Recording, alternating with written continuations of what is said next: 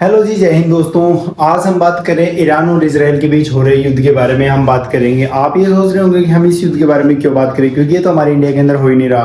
Because बात करना बहुत जरूरी है, क्योंकि इसका सीधा हमला हमारे किचन पे हो रहा है। यानी कि हमारे रसोई के अंदर हमारे गैस सिलेंडर इतने महंगे हो रहे हैं कि हम आज खाना बनाने में भी 3 बार सोच रहे हैं कि खाना बनाएं या फिर नहीं बनाएं। और खाना तो सभी खाते ही हैं, पर सोचना क्या है, सोचना इसलिए पड़ रहा है क्योंकि गैस यदि एक बार ख़त्म हो गया तो दोबारा कहाँ से लेके आएंगे। और जिनके पास अभी ख़त्म हुआ है वो क्या करेंगे, ठीक है। और गैस के भाव इतने ज़्यादा महंगे हो गए हैं ना कि भाई जो गैस हमें 800 या 1000 रुपये का मिल रहा था वो आज की डेट में 2000, 3000, 4000 तक पहुँच गया। और डीलर इतनी ज़्यादा रेट करने के बाद भी हमें कोई गारंटी नहीं देते कि आपको गैस मिल ही जाएगा। आज हम बुक करवा रहे हैं, 3, 4, 5 दिन के अंदर वो बुक होगा। उसके बाद कोई गारंटी नहीं है कि आपको ईजी वे के अंदर आपको सिलेंडर मिल जाए। सो मैं यही कहूँगा कि ईरान की जो मिसाइलें हैं या इजराइल की जो मिसाइलें हैं वो सीधा उनके देश में ही अटैक नहीं कर रही, वो हमारे इंडिया में भी अटैक कर रही हैं, जैसे इनडायरेक्ट रूप से हमारे किचन के ऊपर, ठीक है। सो मैं बात कर रहा हूँ सिलेंडर के बारे में। जैसे कि तो सिलेंडर हमारे घर के अंदर नहीं बल्कि बड़े बड़े होटलों के अंदर, बड़े बड़े रेस्तरां के अंदर, बड़े बड़े मतलब हॉस्टल्स हैं, बड़े बड़े कॉलेजेस हैं, उनके मैस के अंदर, बड़े बड़े सरकारी संस्थाओं के अंदर, ठीक है। तो आप समझ सकते हैं कि हर जगह गैस का यूज़ हो रहा है। सो इसका बहुत ज़्यादा इफेक्ट पड़ सकता है। और हाँ, लॉकडाउन जैसे भी हालात आ सकते हैं। So be ready and be careful. Careful मैं इसलिए बोल रहा हूँ क्योंकि आप संभल के चलोगे तो ही सब कुछ अच्छा रहेगा। चीज़ें कम से कम खर्च करें, ठीक है।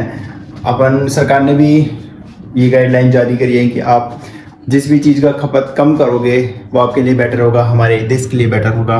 यदि आप बेफालतू की फिजूल खर्ची के अंदर यदि आप गैस खर्च कर रहे हो या फिर इलेक्ट्रिसिटी खर्च कर रहे हो, सो आपके लिए बेकार है और पूरे देश के लिए भी घातक साबित हो सकता है। सो मैं यही कहूँगा कि आप ना, इसका सबसे अच्छा उपाय है अभी कुछ दिनों के लिए, ये नहीं पता हमें कि युद्ध कितनी देर चलेगा या कितने दिन चलेगा। 10 दिन हो गए हैं, क्या पता 10 दिन और चले, महीने चले, 2 महीने, 6 महीने। जबकि इजराइल बोल रहा है कि मैं 6 महीने तक युद्ध करता रहूँगा। ईरान भी यही बोल रहा है, कमिटमेंट उनके। सो हमें भी उस तरीके से तैयारी करनी है। हम लेकर आएंगे भाई इंडक्शन, ठीक है। तो आप देख सकते हैं इंडक्शन कुकर लेके आएंगे ना। सो हमारे लिए इंडक्शन चूल्हा इतना ज़्यादा काम करेगा क्योंकि वो लाइट से चलेगा और हमें इतनी ज़्यादा प्रॉब्लम नहीं आने वाली है।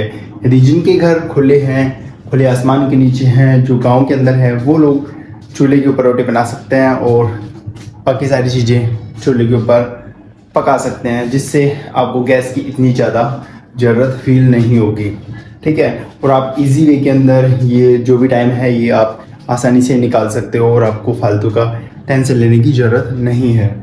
सो आपको ज़्यादा खर्चा करने की ज़रूरत नहीं है। 3 से 4 हज़ार के अंदर आपका ये काम हो जाएगा। इंडक्शन चूल्हा लेकर आइए, आपको कुकर लेके आना होगा और बाकी आपका काम इजी वे के अंदर हो जाएगा।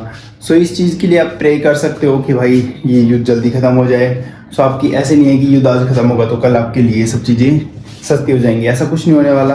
चीज़ें धीरे धीरे महंगी नहीं हुई, एकदम से महंगी हुई हैं, लेकिन धीरे धीरे करके सस्ती होंगी यदि ये सब कुछ ठीक होता है तो। क्योंकि ये हमारा जो आयात निर्यात ये नहीं हो सकता, क्योंकि बड़े बड़े जहाज़ जो समुद्र से आ रहे हैं उस साइड के अंदर उनकी फोर्सेस लगी हुई हैं और उधर से आने के लिए बीमा और उनका लोन भी बहुत ही ज़्यादा हो रहा है। सो कोई भी कंपनी इतना ज़्यादा पे नहीं करना चाहेगी, इतना ज़्यादा खर्चा नहीं करना चाहेगी। इस वजह से ये सब चीज़ें वहाँ से इधर नहीं आ रही है। ट्रांसपोर्ट का काम बिल्कुल भी बंद हो चुका है, ठीक है। सो अभी हमने देखा था कि जयपुर के अंदर भी कुछ सारे रेस्टोरेंट बंद हो चुके हैं। उन्होंने बिल्कुल बंद कर दिया है कि हमारे पास, वो बोलते हैं कि नो गैस नो खाना, बाकायदा बोर्ड लगा दिया उन्होंने। सो कोई प्रॉब्लम नहीं है, जो है वो अपन कुछ नहीं कर सकते उसके अंदर। बट हम एक ही चीज़ कर सकते हैं कि खाना तो छोड़ नहीं सकते। सो हम इंडक्शन ला के और हमारा काम अच्छे से चला सकते हैं। घर पे हो गांव के अंदर तो आप चूल्हे के ऊपर रोटी बनाइए और खाना खाइए, बाकी जो होगा देखा जाएगा। बट बी केयरफुल एंड साथ रहो मिलके।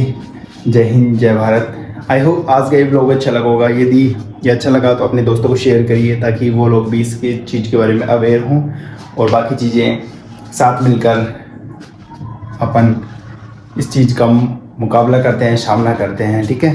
तो जय हिंद, जय भारत।